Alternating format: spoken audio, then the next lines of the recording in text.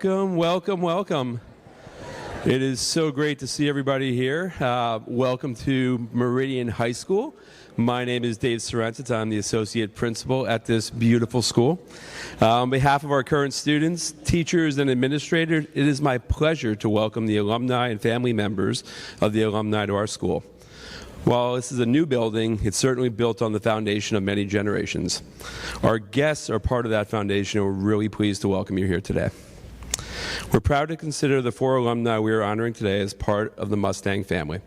Please welcome the Meridian Chamber Singers under the direction of Ms. Jamie Sample singing the national anthem.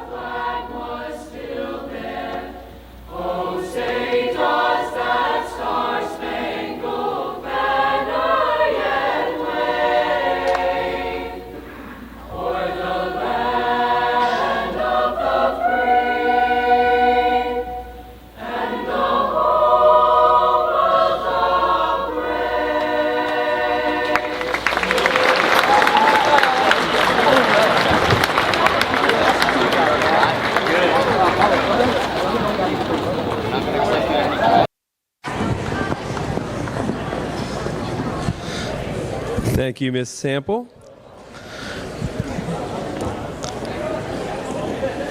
And now I would like to introduce our Superintendent of Schools, Mr. Peter Noonan. Thank you. Thank you, Mr. Sorrentz, and welcome everybody.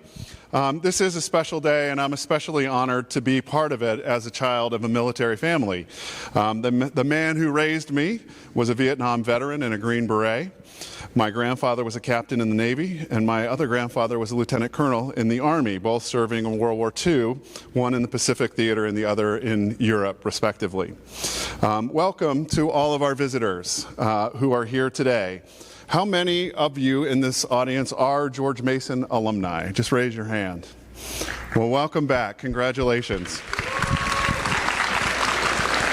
As Mr. Sorrentz has said, we are glad to welcome you back, and this building has changed, but the spirit of the Mustang family is still the same. I am so pleased today to see so many of our teachers here, and our teachers here from both Mary Ellen Henderson and Meridian High School. Today you have the opportunity, and when these come along, they're really awesome opportunities to learn about 4 young men who lived in the city, went to our schools, played sports, played instruments, had friends, went to homecoming and prom just like you have or you will. While these 4 graduates from the classes of 1955, 1958, 1961, and 1965 were in high school, they all decided to serve our country in the military. And after they graduated, they took different paths. Charles McNulty joined the Army. David Crocker attended the U.S. military at West Point. Neil Monette was an Air Force officer, and David Smith was in the Virginia Tech Corps of Cadets. All served with honor and all served and paid the ultimate price for our country. I want to thank the many people who are here today and are here to also tell the stories and honor them appropriately. The plaques that are being presented today will be displayed in the school for years to come, so that the next generation of Mustangs will learn their stories. Now, I'd like to introduce Mr. Will Stewart. Will is a science teacher here at Meridian High School. He's also a George Mason High School alumni in the class of 2007 and is the president of the George Mason Meridian Alumni Association. Mr. Stewart. Thank you. Thank you very much, Dr. Noonan. On behalf of the George Mason Meridian Alumni Association, I would like to introduce a distinguished George Mason High School alumnus, Steve Callanan.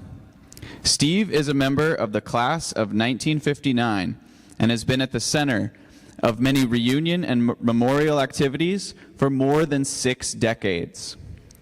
Steve had a 36-year career as a mechanical engineer with the U.S. Naval Surface Warfare Center's Carderock Division, formerly known as the David Taylor Model Basin. While working for the Navy, he lived in nearby Vienna, Virginia, which enabled him to actively participate in George Mason Alumni Association activities, and he served as the second president of the Alumni Association.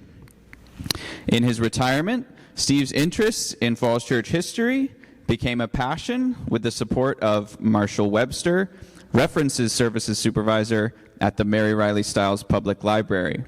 He is active in preserving the history of the Falls Church that he remembers from growing up in the city from 1956 through 1964.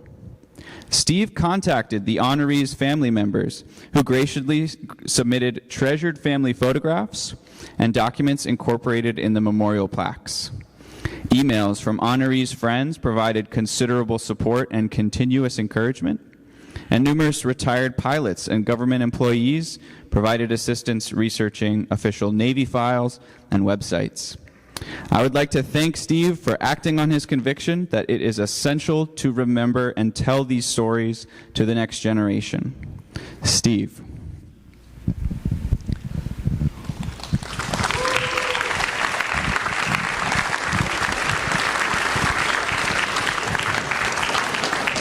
Thanks so much. Thank you very much.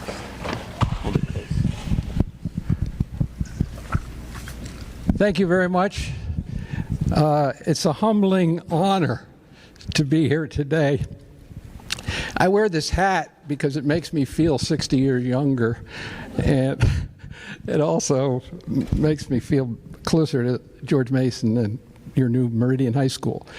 I want to take a couple of minutes to thank 2 people. One is Judy Fisher Dresendorf, who took advantage of the 40th anniversary of the founding of the Falls Church school system to form the George Mason High School Alumni Association and serve as its first president. Judy, you want to wave your hand or something here? So anyway, here she is. And the other person who orchestrated this day and made it all possible is Mary Beth Connolly over here.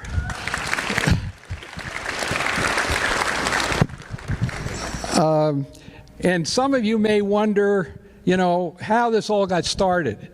And it's because I had a classmate who served in Vietnam, and when he came back, he wanted to go and visit the Vietnam Memorial Wall down in Washington, which had the names of several of the men that he had served with.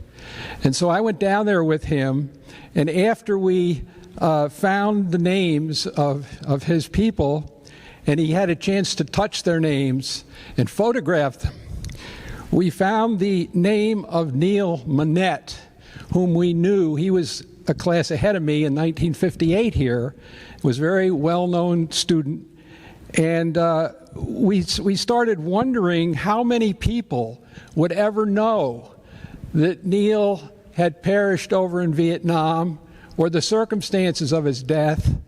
And it just seemed like he should be remembered at the school for years to come. So the idea of creating some kind of a memorial plaque to him was born that day. And so when I went back to talk to classmates and whatnot, and Judy, it turns out that there are other George Mason graduates that had lost their lives. And one was David Gerald Smith, who graduated in 1955. And another was David Rockwell Crocker, who was from the class of 61. And we learned just in this August that there was Charles Richard McNulty, the class of 65. So all four of these people are memorialized on these plaques. And that's how it all started. And I'd just like to, first of all, there's a lot of information on the plaques that you could read. And I have my cards with my email address. If you wanted to get in touch with me, I can send you copies of these plaques. But I just wanted to make a couple of comments about each of these men. First of all, it was surprising to me to discover that the fathers of all four of these men were officers in the military.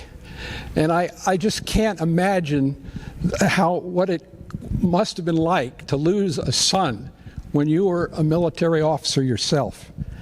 And anyway, David Gerald Smith, he's the son of Air Force Colonel Fred Lester Smith. And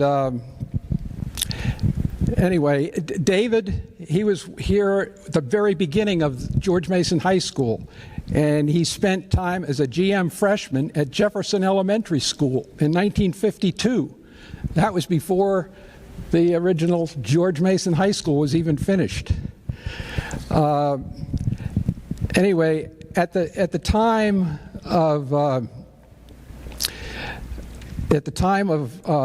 that crash of his plane in 1962, his younger brother Bruce, who's here today, he was a sophomore at George Mason, and his mother decided, and I guess with Bruce's input, that he didn't think he could handle going to the school after the loss of his brother. So his mother moved to Vienna, Virginia, and he wound up going to Madison High School, where he wound up graduating. And according to Bruce, and this is just unbelievable, their oldest brother, Ralph Smith, was killed on Christmas Day in 1943 as he returned to his aircraft carrier from a bombing raid on a Japanese base. So to lose more than one son in a military service like that it's just hard to comprehend. Now here today, we have a gentleman by the name of Paul Ebert. And he roomed with David at Virginia Tech. And Paul is the Prince William County Commonwealth's attorney for more than 50 years. And he submitted a comment about Smitty, is what they called him. Quote, "We're the best of friends, grew up together in Falls Church, played all sports, and traveled together. He certainly deserves many honors, and there is no better person that I have ever met. He left us too soon." That was Paul Ebert that had to say that. And so, anyway, David, he graduated from the Corps of Cadets at Virginia Tech in 1960, enlisted in the Navy, earned his Naval Aviator Wings, assigned to the Carrier Airborne Early Warning Squadron, VAW-33, operating out of Quonset Point, Rhode Island. He qualified in a Douglas Skyraider 86 aircraft on 29 August 1961, and he made 9 carrier landings prior to his fatal crash on 5 March 1962. I can't even imagine landing an airplane on an aircraft carrier, and this guy had done it numerous times. And anyway, what I learned is that surprisingly, even 60 years after David's death, Navy regulations prohibit the release of an unredacted copy of his aircraft accident report. So there's lots of information that we still don't know about what happened to him. Also surprisingly, Virginia Tech's regulations prohibit honoring David by adding his name to one of the university's memorial pylons, which they have at Virginia Tech. These disappointing refusals make the current actions by the City of Falls Church to honor David Gerald Smith especially meaningful. Moving on to Air Force Captain Neil Emile Monette. He was the son of Army Colonel Maurice M. Monette. And Neil was an outstanding athlete here, which you can read about. He went to the Citadel on a full scholarship for football, but he was injured. And in those days, if you got injured, you lost your scholarship. So he had to leave the Citadel and wound up going to South Carolina, the University of South Carolina, from which he graduated. And after he graduated from there, he entered the Air Force, and he became qualified to fly these Lockheed C-141 Starlifter jet cargo planes. These are those huge aircrafts. And that's quite a feat there. But in December of 1968, I guess he decided that that wasn't exciting enough, so he joined the Air Force's 56th Special Operations Wing with the 609th Special Operations Squadron. And these were they were flying these special planes over the Ho Chi Minh Trail, and that was quite a dangerous thing to be doing.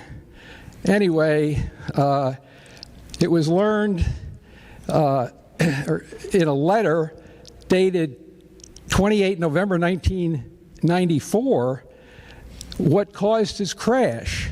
And it was a defective switch mechanism that was supposed to indicate if the landing gear was properly down on his aircraft. And the problem was, quote, a leaf spring becoming old and brittle and breaking off. So, I mean, to think that you lost your life over something like that is just really upsetting. Army Captain David Rockwell Crocker, Jr., his class of 61 was the son of Army Colonel David R. Crocker, a 1940 West Point graduate. And he was had quite an interesting career at West Point, and met his wife, Ruthie, in Mystic, Connecticut, when he went on a special weekend at the Coast Guard Academy. But anyway, they married, and David departed for Vietnam in November of '68, and he died on 17 May 1969, not much later than that. And interestingly, David's brother, Tom Crocker, was a GM freshman in 1961. David's sister, Dorothy Dottie Crocker, Penny, was a 7th grade GM student in 1961. And she has conveyed that, quote, the tributes to my brother captures his personality and his spirit and continues to live with those of us lucky enough to have known him.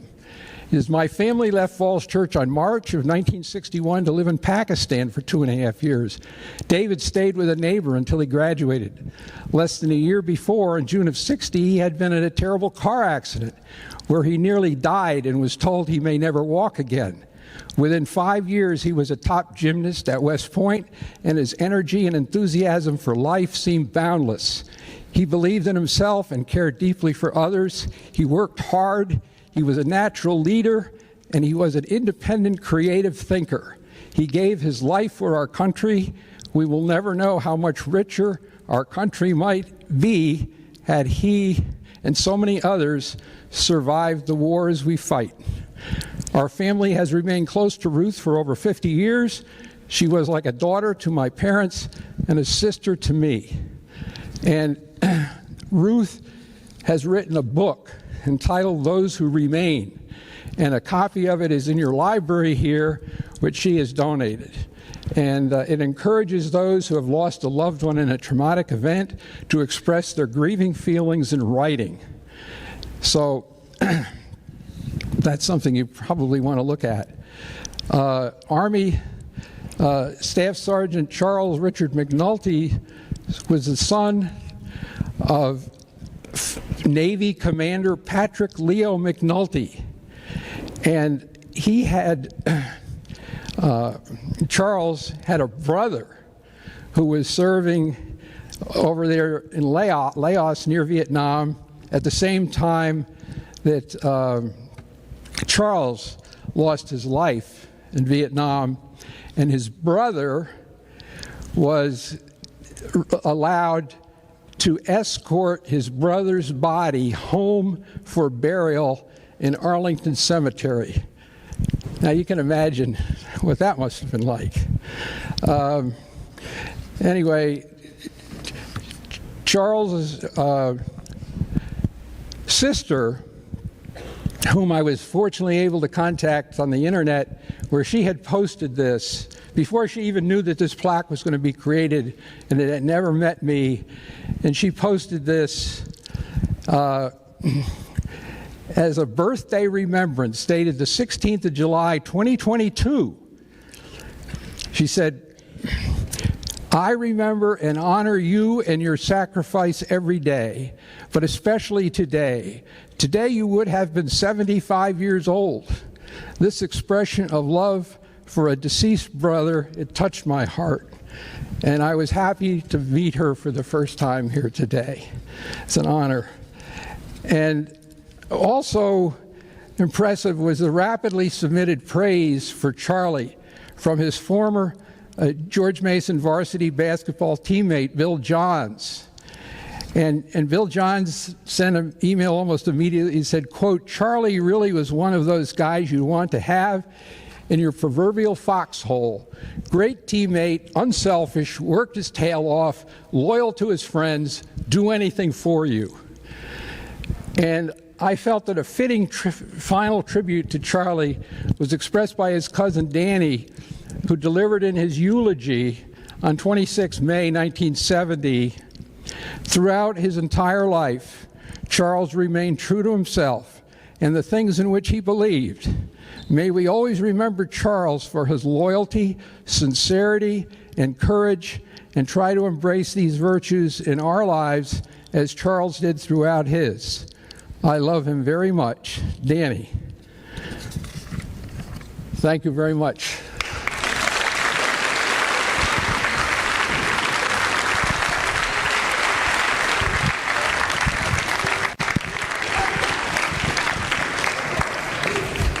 Thank you, Mr. Cowan.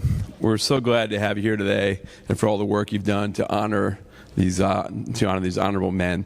On behalf of the school, it is my honor to accept these plaques. We will proudly display them in our building. Now, we will hear from the people who knew these four men. Ruth Crocker, David Crocker's wife, was unable to join us today, but she's provided her remarks, and Mary Beth Connolly will be reading them on her behalf.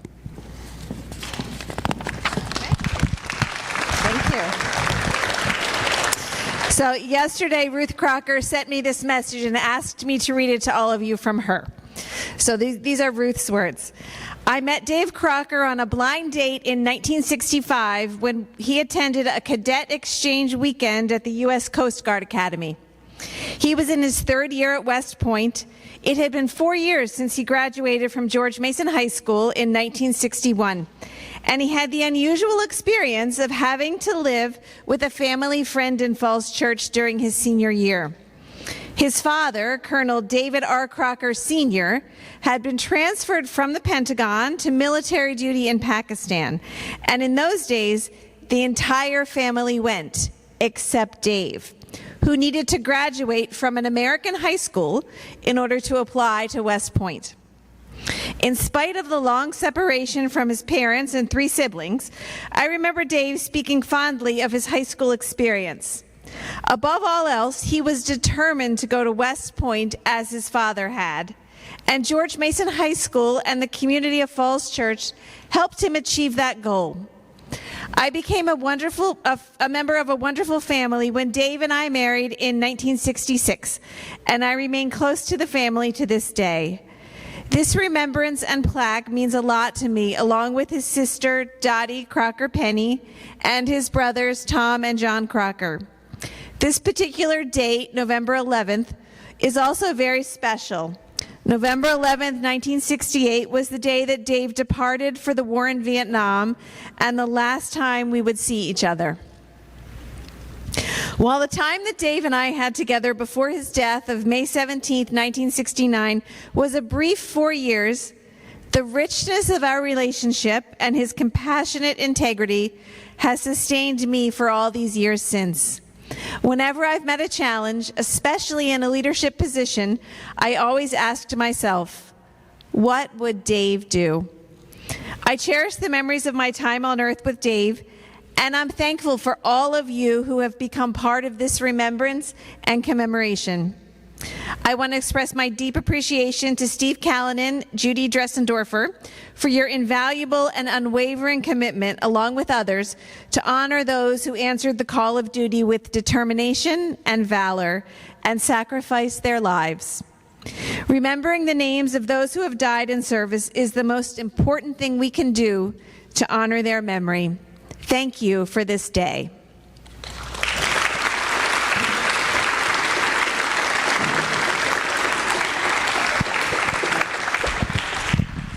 Thank you, Mary Beth, and thank you, Mrs. Crocker, for sharing that moving presentation.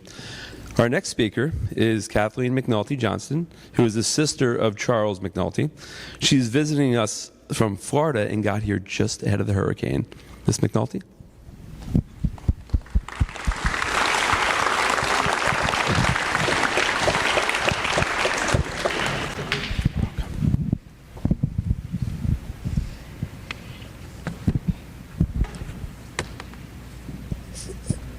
And thank you for the opportunity to talk about my brother and talk about the sacrifice that he made along with many other people. Oh, closer. We got it now. Thanks. I appreciate it, and I feel great about coming home because I'm actually a native Washingtonian, born in Washington, raised in the area, and so until I moved to Tampa Bay, and no, I did not bring that hurricane up with me. It came all by itself, but oh my, was that something right after the last one that we had. So terrific, but let me talk a little bit about Charlie and his days at George Mason when I think back on that, which is what Mary Beth asked me to do. Think back on those days and talk to us a little bit about Charlie. A lot of things sprang to my mind immediately as I took on that task and started to do that. And one of the biggest things that struck me as I remembered back on those days was really the friends that he made at George Mason. He had the greatest circle of friends, and you don't always find that just anywhere. And I found myself thinking really hard about that. What was it about that group of friends that was so spectacular? Or perhaps what was it about those who went to George Mason? What does George Mason do that fosters that sort of thing in their students? I was wondering. I was always impressed with his friends and the friendships that he had. And so I, again, began to analyze it. It wasn't necessarily the quantity of friends, although clearly there were plenty of those. It was the quality of those friends, and I thought that was wonderful. Occasionally, I happened to be around when a bunch of them would gather at the house, and maybe they were ready to take off. These buddies were ready to take off and go on some really important adventure somewhere. And I would watch them. Sometimes they'd drive off in Charlie's car, which happened to be at that time a Dodge Dart convertible. And only if the weather was conducive. Of course, it was great to have the top down, and they'd just fly off and go all about their important business there and whatever they were doing. Sometimes they piled into a car of someone else's, and you would wonder as you kind of watch them go off, is that car going to get to the corner? let alone to wherever they're going. And it was just funny about that. But, really the whole thing, the adventure, because they were always off on an important adventure, always off on an important adventure. It wasn't about the cars. It wasn't about anything material like that. It was really about the camaraderie, the companionship, the friendship that they found with one another. And again, analyzing that a little bit more, it was just a great time for good buddies to do important stuff. Stuff is a technical term. And they would go off and do these important things, and again, important to building their friendships, it really was, and to their character, and to their relationships even with their families. But I realized that the principles that they had, and the reason I admired his group of friends probably so much, really reflected my brother Charlie's principles and values and interests as well, of course. And just as a quick way of summarizing that topic of friends and friendships, my mother, or our mother, passed away in 2008, and up until the time of her death, many of those friends were still keeping in contact with her. And I found that just absolutely amazing that they would do that. They loved Charlie, and he loved them. And consequently, my mother got enfolded into that entire group, and I just found that refreshing and wonderful and very comforting. But boy, could these guys have a good time, let me tell you. There were the legendary, so to speak, I don't know if you've heard about them, but poker parties. He'd have these poker parties at his house, and I never knew, actually, that he was quite the card shark. So I'm sure I had to, watch the wallet when they came in with the money, because he ended up with all of it. He was such a quiet, unassuming guy, you would never know. In fact, my cousin, who happens to be here with me today, that we grew up with, she's like, well, I never knew that about him. Well, who did? I mean, I guess the poker players may have gotten onto that, but they had a great time with those poker games. And as I said, they almost seem to become legendary. And of course, you cannot even talk about Charlie and talk about these days at George Mason without bringing up the topic of basketball. I mean, he loved basketball, and he was apparently pretty good at it. He, number 32, and I think, wasn't there a picture of, number 32, played on the junior varsity and the senior varsity team, and was recruited to Weber State out in Utah, and as I understand that, he didn't actually end up graduating from Weber State in Utah, but he was out there for a while. And interestingly, whenever I think of Utah, I think of those beautiful mountains. Just, if you've ever been there and ever seen them, they're just stunning. They're beautiful.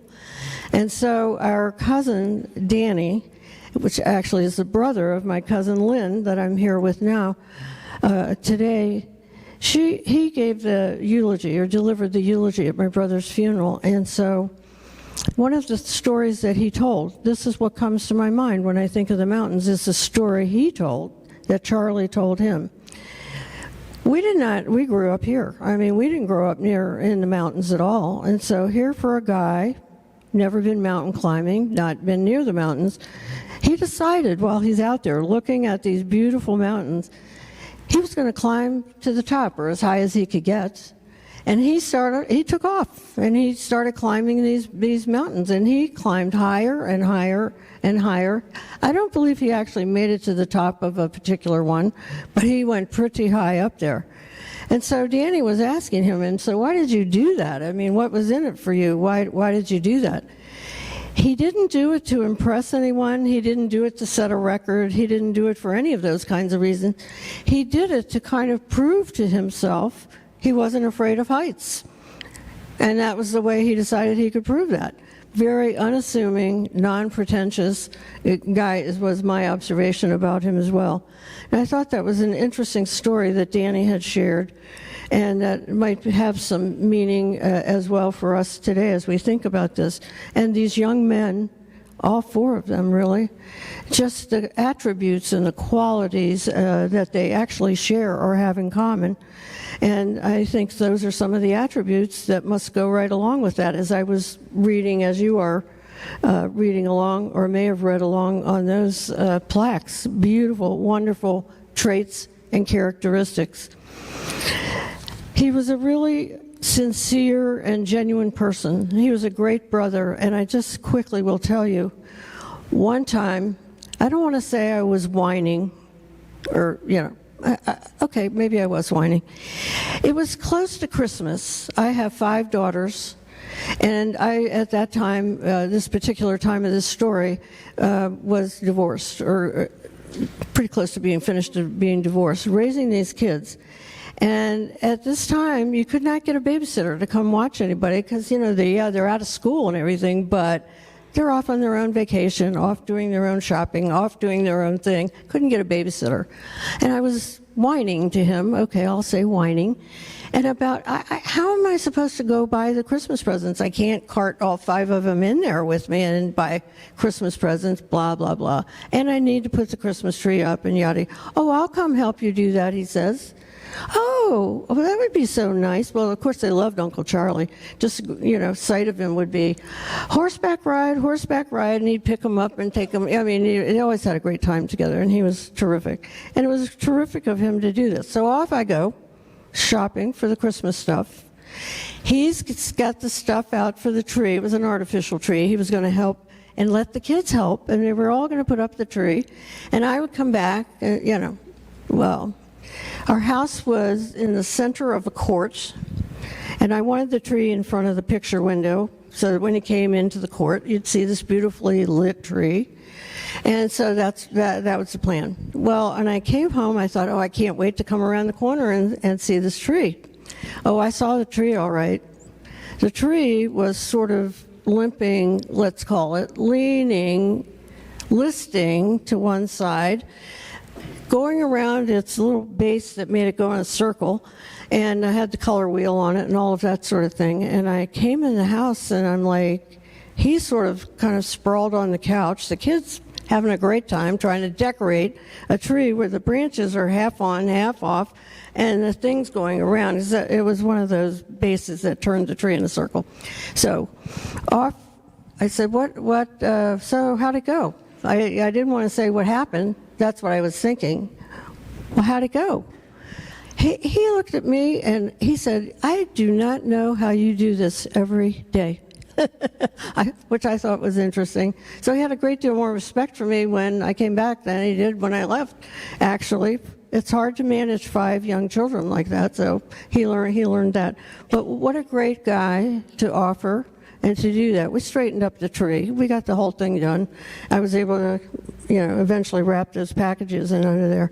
But such a sincere and wonderful, compassionate guy. And Charlie was only in Vietnam, actually in country, for 6 weeks when he was killed. His letters home were still coming home after we had buried him at Arlington National Cemetery, which is such a sad thing. He had so much to offer in that way, but his squad leader told me he had already established himself as really hard worker, probably, as Steve was saying, about definitely the guy you want in the proverbial foxhole with you. Hard worker, he was the fire team leader and so forth. This is a guy that I miss having in my life every day of my life. Just wonderful. And I would say to the students who have, and I understand you've come voluntarily to hear about this, studying your alum and studying those attributes about them. What is it about them?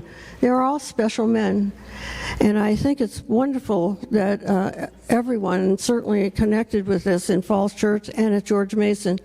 And Steve Callanan definitely has the compassion for these 4 guys and the commitment for this project, because he was super at it, and I thought he just did a terrific job at that, and I personally like to thank him. But students could take some of these attributes, take this to heart, not just belong to a group because, hey, it's a place to belong or something, but really understand who are you making friends with and that sort of thing. I have a little plaque in my kitchen that I love, and it says, "Life is a journey," and isn't that true? Life is a journey, and only you hold the map. So choosing these kinds of things carefully will serve you well all your life. And on this Veterans Day, those of you who are veterans, I would salute you. Thank you for your service to our country, and want you to know that I personally respect and daily I do pray for our men and women in uniform in the military who protect us, who put their lives on the line every day to protect us, and so that we can enjoy the freedoms and the values and other things that we enjoy in this great country. And may God bless America and keep us that way. What a wonderful country. And thank you so much for this opportunity. It's been wonderful to meet many of you. I appreciate it. And with that,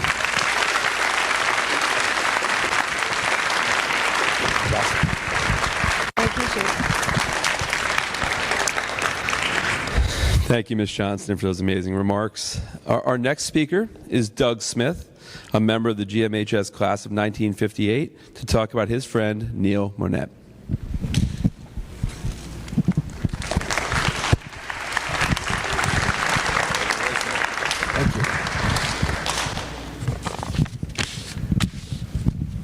Please let me know if you can't hear me up there or can't understand me. Just raise your hand or throw something.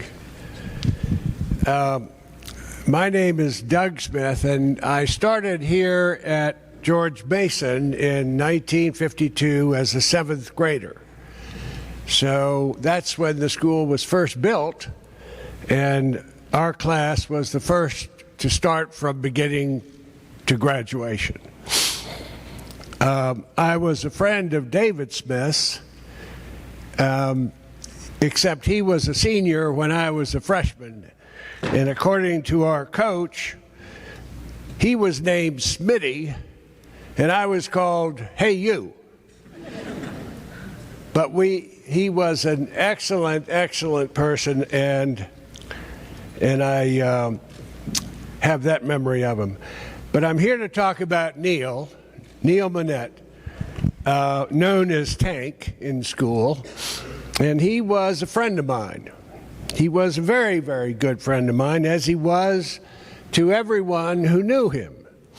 He was big, built like a tank, but a gentle giant at heart.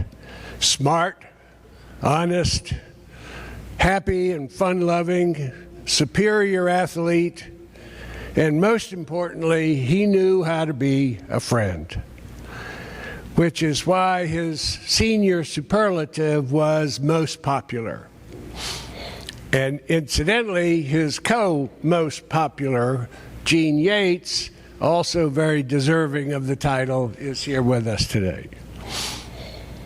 Neil's zest for life was infectious, as was his ready smile for everyone.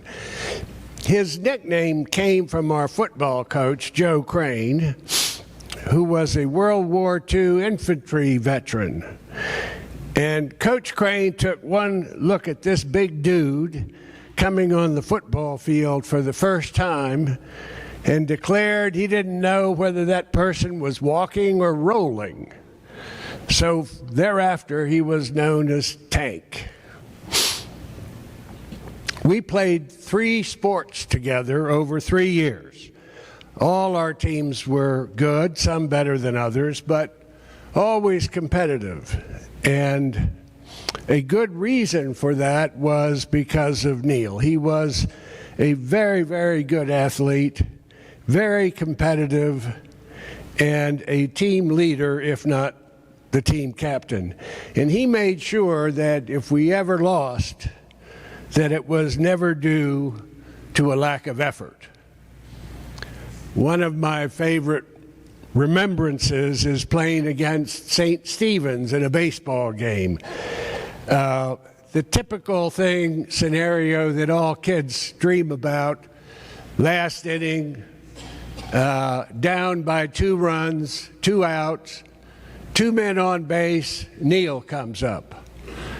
And of course we were all hopeful and and implored him to get a hit. I yelled at him, "Get a hit, keep the rally going." And he got up to bat and actually proceeded to get a hit. But it was a home run. 3 runs scored, we win the game, everybody's cheering. He crosses the plate, looks at me, and he says, "Was that okay?" But Neil was more than just an athlete. He was a conscientious person about his school and his class. He served as class officers, student body reps most every year. He participated in the school clubs and activities, including starring in the senior class play. But that's because he was a natural ham. He just loved the stage, but not surprising for somebody who is as well-rounded as Neil. After graduation, you heard Steve mention that he spent his first year at the Citadel in Columbia, South Carolina, playing football and learning to become a rat, which is the pet name for first year in the military academy there.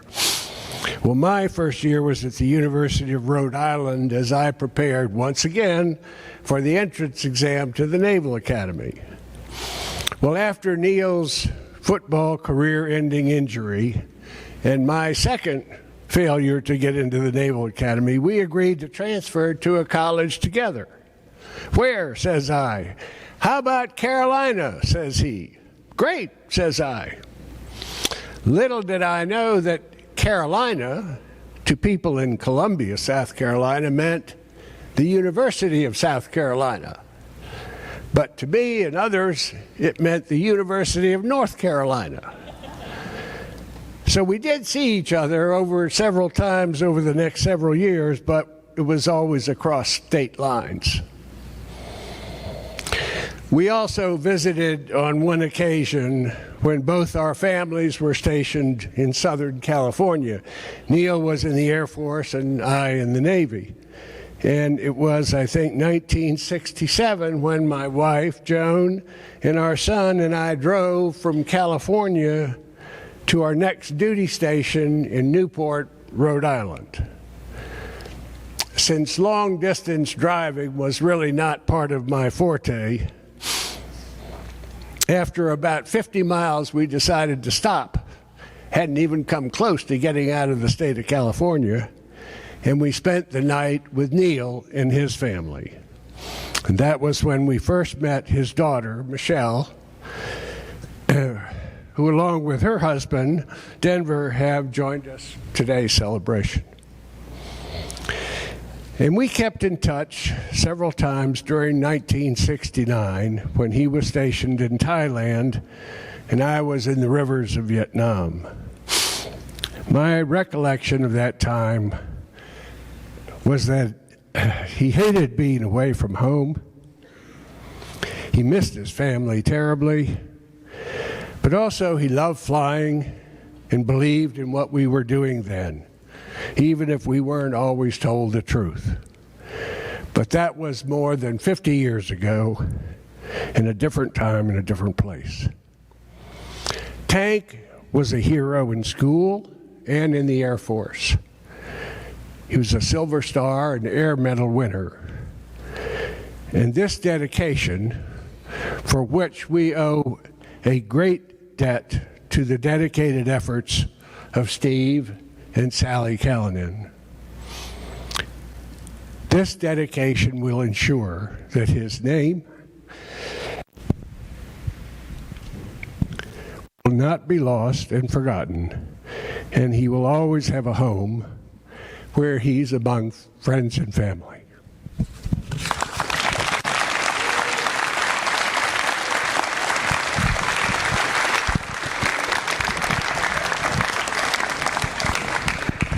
Thank you, Mr. Smith. Our next presenter is Bruce Smith, the brother of David Smith.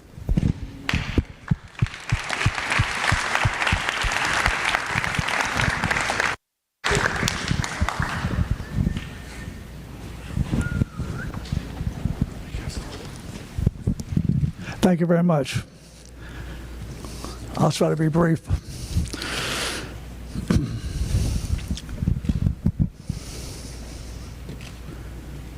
when my brother David went to deployment in Vietnam,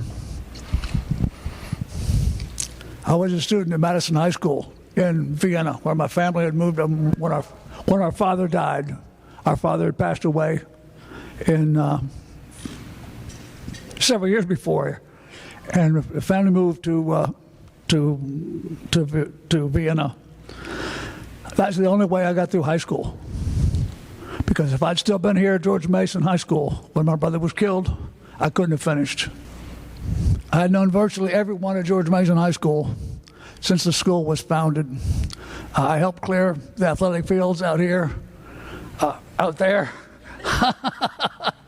And yeah, I was a little kid, but I was out helping clear the athletic fields. Tom Brett was my next door neighbor.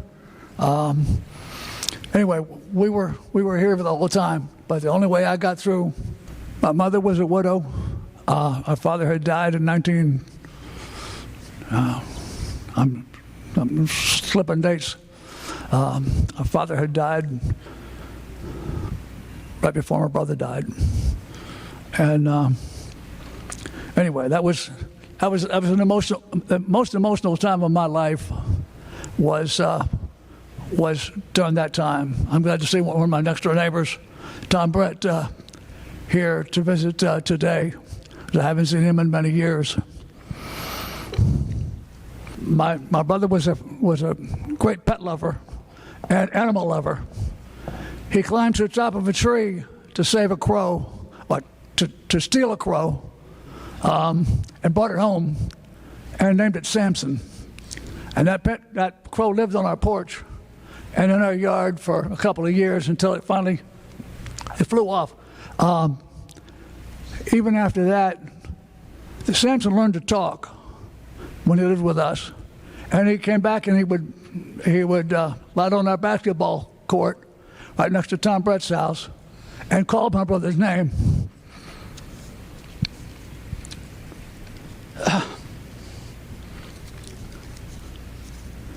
David was an inspiring person. He played 4 sports at George Mason High School. He played football every year and basketball every year. I'm sorry, played basketball every year and baseball every year. Played football only his senior year, when his friends could talk him into it, because he was a guard on the football team and he was close to Coach Crane, and Coach Crane drug him out and got him to play football. So he played guard on his football team. That was the only year he played all 4 sports. All 3 sports. My brother was an animal lover. Besides having pet crows, he had a pet hawk. He had pet everything. We had our animal cages in our backyard for the animals he would bring out of their woods, because the Falls Church was still not developed completely at that time. You could go just a few blocks and find a tree with animals in it. So he would bring them home, try to make them pets, and most of them didn't work. But only one of them, a crow, Samson, did. And he lived with us for 2 years until he flew off. The last I saw of the crow was when he landed on our clothesline and called my name to introduce me to his family. He brought his family, brought back and came, and that was the last I saw him.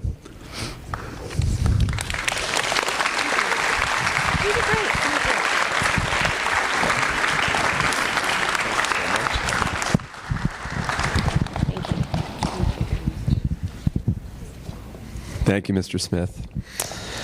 I know I speak for all of us in Falls Church when I say that we're so pleased to hear all of these wonderful stories, and we will happily share these going forward.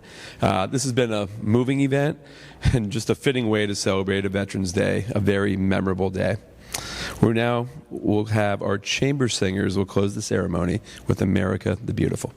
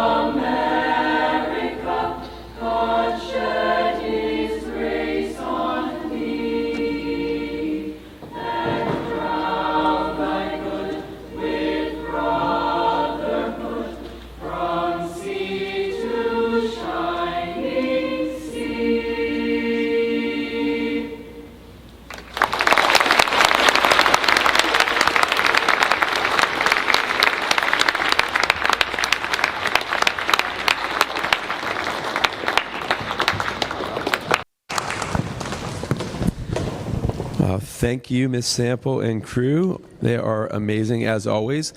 That concludes our ceremony.